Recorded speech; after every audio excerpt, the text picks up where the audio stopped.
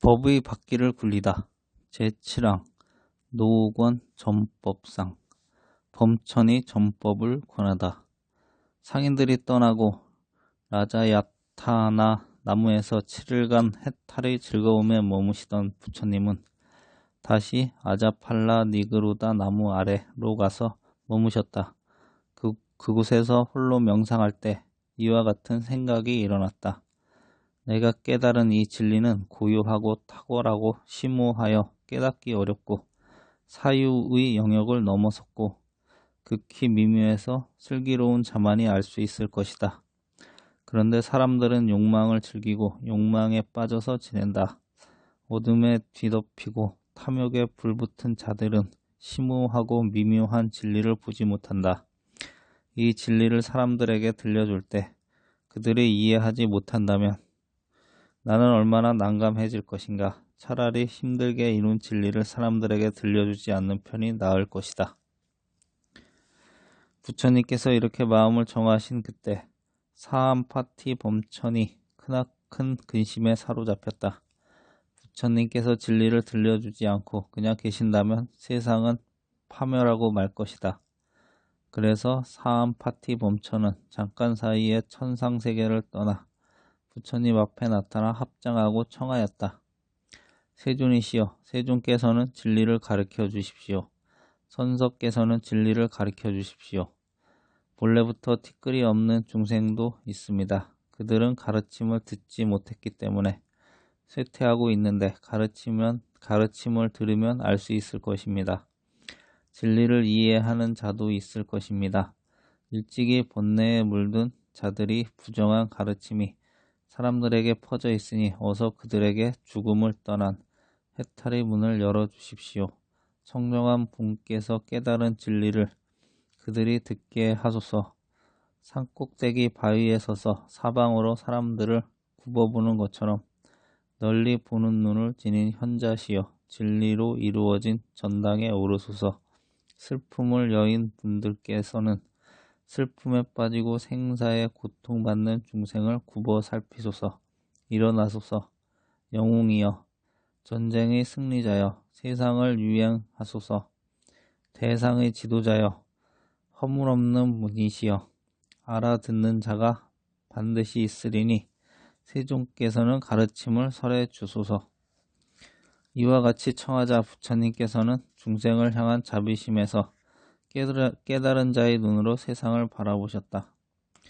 마치 푸른 연꽃, 붉은 연꽃, 흰 연꽃들이 피어있는 연못에서 물속에서 생겨난 물속에서 자라서 물 위로 나오지 못하고 물속에서 핀 꽃들도 있고 물속에서 생겨나 물속에서 자라서 간신히 물 위에서 피어난 꽃도 있고 물속에서 생겨나 물속에서 자라서 수면을 벗어나 물에 젖지 않고 피어난 꽃도 있듯이 중생들도 그와 같음을 관찰하셨다.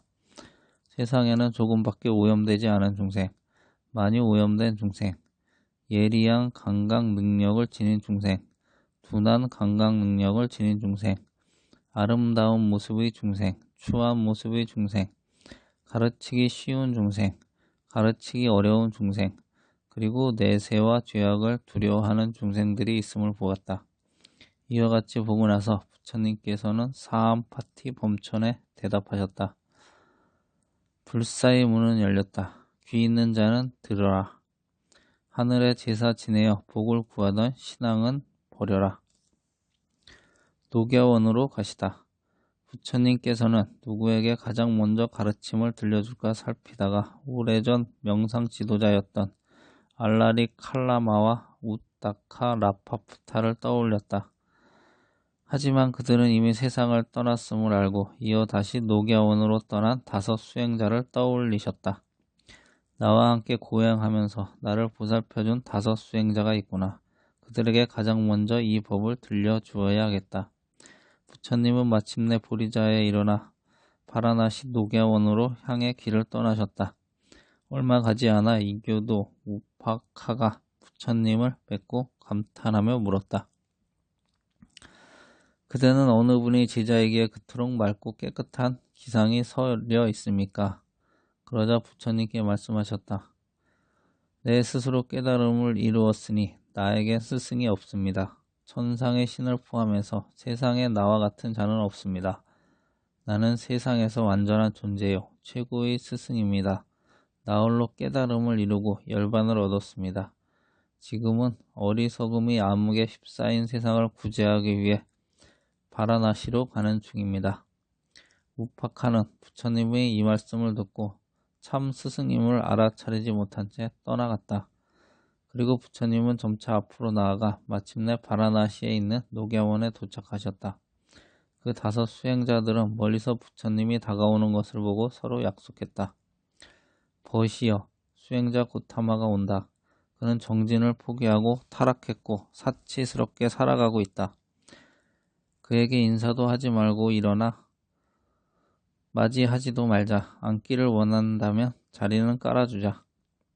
그렇지만 부처님께서 점점 가까이 가자 그들 5 수행자는 자기들이 한 약속을 지킬 수 없었다. 어떤 자는 부처님을 맞으러 나가 가사와 바루를 받아 들었고 어떤 자는 자리를 펴고 어떤 자는 발을 씻을 준비했다. 그들이 부처님을 향해 벗이여 이리 오시오 라고 말을 걸었다. 그러자 부처님께서 말씀하셨다. 비구들이여 열애를 벗이라고 부르지 마십시오. 열애는 아라한이며 정등각자입니다. 비구들이여 귀를 기울이십시오. 나는 불사의 경지를 이루었습니다. 내가 그들에게 가르침을 설할 것입니다. 내가 가르친 대로 실천하면 지금 여기서 스스로 깨달을 것입니다. 5 비구에게 최초의 설법을 하시다. 여전히 고행만이 깨달음에 이룰 수 있다는 길이라고 믿고 있던 5 수행자는 부처님의 말씀에 귀를 기울였다. 부처님은 이들에게 다음과 같은 법문을 들려주셨다. 비구들이여 출가자가 가까이 하지 말아야 할 극단에 2 가지가 있습니다. 욕망이 주는 쾌락에 탐닉하는 것과 자기 학대에 몰입하는 것입니다. 욕망이 주는 쾌락에 탐닉하는 일은 천박하고 성스럽지 못하고 이롭지 못한 일이며 자기 학대에 몰두하는 일을 역시 끝없이 스스로를 괴롭히며 성스럽지 못하고 이롭지 못한 일입니다. 열애는 이러한 2 극단에 의지하지 않고 중도를 완전히 깨달았으니 중도는 안목과 지혜를 낳고 고요함과 최상의 지혜와 바른 깨달음과 열반으로 인도합니다. 중도란 성스러운 8정도이니 즉 바른 견해, 바른 사유, 바른 말, 바른 행위, 바른 생계수단, 바른 정진, 바른 마음 챙김, 바른 삼매입니다. 비구들이여 괴로움이라는 성스러운 이치가 있습니다. 태어남도 괴로움이요 늙음도 괴로움이고 병듦도 괴로움이고 죽음도 괴로움입니다. 싫어하는 대상과 만나는 것도 괴로움이고 좋아하는 대상과 헤어지는 것도 괴로움이고 원하는 것을 얻지 못하는 것도 괴로움입니다. 요컨대 존재 그 자체가 괴로움입니다. 괴로움의 원인이라는 성스러운 이치가 있습니다. 다시 태어남을 불러오고 즐거움과 탐욕이 함께 하며 여기저기 집착하는 가래로서 3 가지가 있으니 욕망에 대한 가래, 존재에 대한 가래, 존재하지 않음에 대한 가래입니다. 괴로움의 소멸이라는 성스러운 이치가 있습니다. 그러한 가래가 남김없이 빛발에 소멸하고 버려지고 가래를 놓아버리고 벗어나서 집착하지 않는 것입니다. 괴로움을 소멸하는 길이라는 성스러운 이치가 있습니다. 그것은 바로 성스러운 8정도이니 즉 바른 결의, 바른 사유, 바른 말, 바른 행위, 바른 생계수단, 바른 정진, 바른 마음 챙김, 바른 삼매입니다.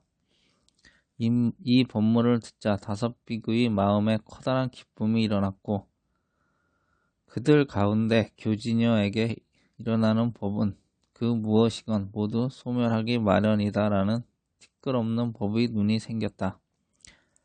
그때 부처님께서 참으로 교진여는 완전하게 알았구나, 참으로 교진여는 완전하게 알았구나 하고 찬탄하셨다. 이렇게 해서 그는 깨달음을 교진여라는 뜻이 아야 교진여라는 이름을 갖게 되었다. 그 이후 부처님은 5비구와 함께 머물며 가르침을 베푸셨고 5비구는 모두 최고의 성지인 아라한이 되었다. 이들은 불교 역사에서 최초의 비구가 되었고 이로써 부처님이 라는 불보, 가르침이라는 법보, 수행자의 모임인 승가라는 승보의 3보가 이루어졌다.